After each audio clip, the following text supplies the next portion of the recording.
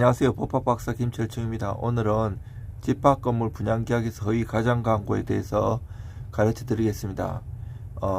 집합건물 분양 시에 우리가 이제 분양광고는 이제 수분양제 계약 판단에 중대한 영향을 미치는데, 허위 가장광고 판단 기준이라든지 광고 내용, 계약 편입 여부 등에 대해서 알아보겠습니다. 먼저 허위 가장광고의 판단 기준은 일반 소비자 기준은 대법원은 보통의 주의를 가진 일반 소비자가 전체적 궁극적인 인상에서 판단할 때 사실과 다르게 인식할 우려가 있는 광고로 봐요. 중요사항 여부는 거래상 중요성이 인정사항이면 허위성 판단이 엄격해요.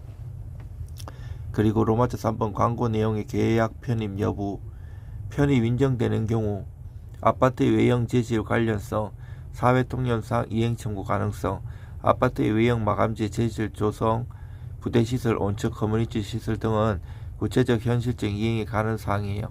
그리고 편입 부정되는 경우는 장래 개발 계획 이런 거는요, 그런 거 속에서도 안 되지만 속였다고 허위 가장 광고를 안 본다는 거예요. 그리고 로마자 4번 고지의무 위반, 부작위 기망,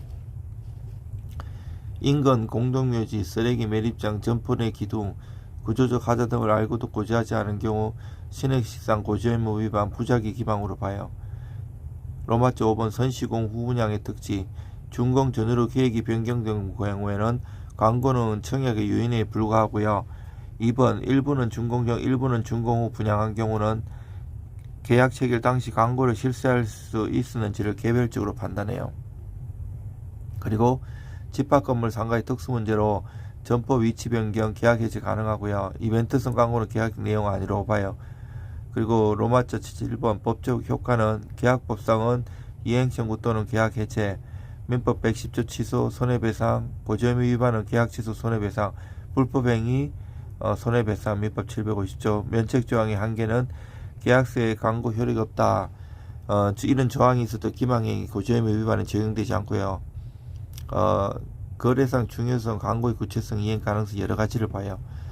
더욱 자세한 거는 좀 이따 유튜브로 다시 올려드리겠습니다. 감사합니다.